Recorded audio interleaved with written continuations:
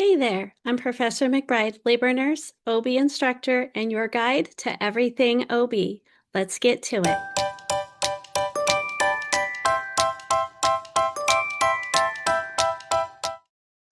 Uterine contractions are the periodic tightening and relaxing of the uterine muscle. These could be Braxton Hicks contractions or labor contractions. Labor contractions are going to be what causes the cervix to dilate or open and also to efface or become thinner. And labor contractions are also going to help move the baby down through the birth canal during the birth process. We measure contractions either externally with a tocotransducer or internally with an intrauterine pressure catheter.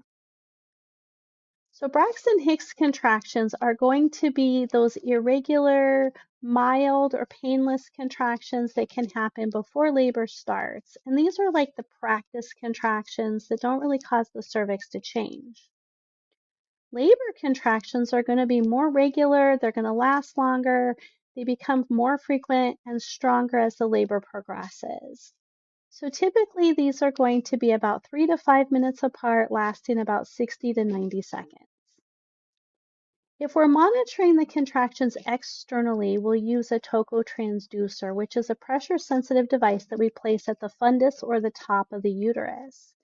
This is non-invasive. It goes on the outside of her belly, and it's going to show frequency and duration of contractions, but it's not really going to show us the strength of contractions because it's going to be dependent on a lot of different factors as to how much pressure it puts on the monitor. So for this, we'll palpate the belly to determine the strength of contractions. During a contraction, depending on how much our fingers indent on the belly, we'll call it mild, moderate, or strong. And then in between contractions, then it should palpate soft. The way that we measure contractions are going to be based on the waveform that happens on the graph. So even though we can't measure actual strength on this, we're going to look at the frequency and the duration. So each of the boxes moving left to right are each 10 seconds. And so that's what we're looking at for frequency. We look at how often the contractions happen based on when one contraction starts to when the next contraction starts. And we count the boxes to count how many seconds between those two. Duration is how long the contraction lasts. So again, counting the boxes in 10-second increments from when one starts until when it ends. And then the interval is going to be how much time between when one ends and the next one starts. And this is kind of the break in between those contractions so the mom can have a break to recover and the placenta also has time to fill. The peak is the highest point of the contraction, and even though with external monitoring it's not measuring actual strength, it still lets us know when the contraction is at its strongest and when it's starting to go away. So if we're monitoring internally, we're using an intrauterine pressure catheter, or an IUPC. And this is a flexible tube that's inserted through the cervix into the uterus, and this is going to measure the actual strength of contractions to determine the intensity during labor. And so this sits right inside the uterus between the baby and the uterine wall, and it's going to measure the strength of contractions in millimeters of mercury. And when we look at this, we assess what's called Montevideo units to determine if the contractions are adequate. And so the cervix must be open at least a little bit in order for us to use this. So to calculate Montevideo units, it's going to be the sum of the intensity of each contraction in a 10-minute period in millimeters of mercury. So we're going to select a 10-minute period on our tracing. And then we're going to look at the graph. So each dark line on the graph is 1 minute, and then each of the light lines are going to be the 10-second increments going across. When we look going upward on the graph, each line is going to be increments of 5 millimeters of mercury, and that's our strength.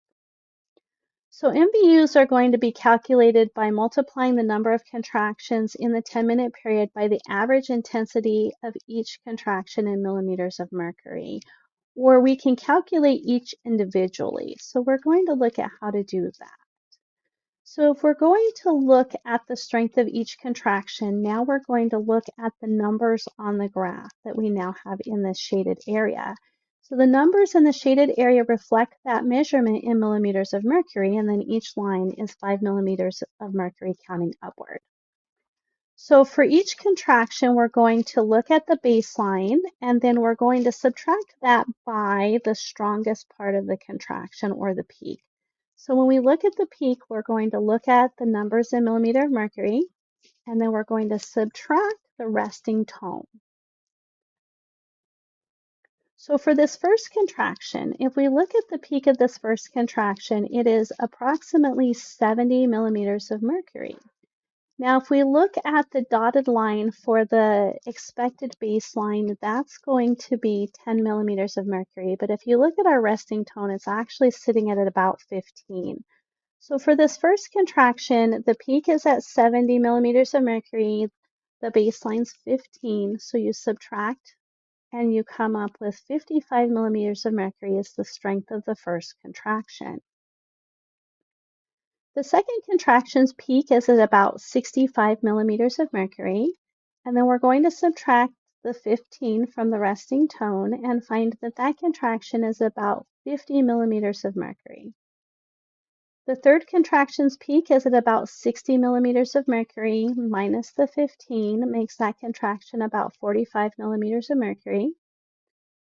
The next contraction's peak is at about 60 millimeters of mercury minus the 15 makes that contraction about 45 millimeters of mercury. And then the last contraction's peak is at about 65 millimeters of mercury minus the 15 makes that contraction about 50 millimeters of mercury. So now we're going to take these numbers and we're going to add them all together. So we have the first one is 55, the second one is 50, the third is 45, the next is 45, and the last is 50 for a total of 245, and these are our Montevideo units. So Montevideo units greater than 200 are considered adequate for effective labor. That should produce cervical change. So tachysystole is a term that we use for excessive contraction frequency. And this is going to be concerning because it can affect placental blood flow, which can cause hypoxia for our baby. And when we look at this, we're looking for if we have more than 5 contractions in 10 minutes. And we're looking at this over a 30-minute period of time. So if you look at this here, we have a 10-minute picture of time, and you can see that there's more than 5 contractions here. So this is tachysystole. So this would be concerning.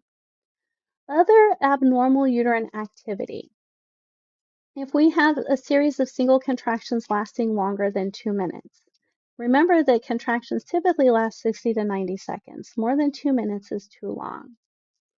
Contractions that have a normal duration but are occurring within a minute of each other. So we have less than a minute interval. This is also abnormal. If we palpate the resting tone and it feels firm between contractions, or if we have an internal monitor and our MVUs are greater than 300 or our resting tone is greater than 25 millimeters of mercury, that's also considered abnormal. So to review, contractions are the periodic tightening and relaxing of the uterine muscle. For external monitoring, we're going to use a tocotransducer to measure frequency and duration, and we're going to use palpation to measure strength. With internal monitoring, we're using the IUPC, or the intrauterine pressure catheter. With that, we can still measure our frequency and duration on the graph the same, but now we're going to measure our strength in Montevideo units, looking at millimeters of mercury. Abnormal uterine activity can include things like tachysystole, where our contractions are more than 5 and 10 minutes, contractions that last longer than 2 minutes, a resting tone that is firm to palpation, a short interval less than a minute between contractions, or Montevideo units greater than 300, or a resting tone greater than 25 millimeters of mercury. Thanks for watching. Be sure to subscribe, like, and share for new videos every week about everything OB. See you soon.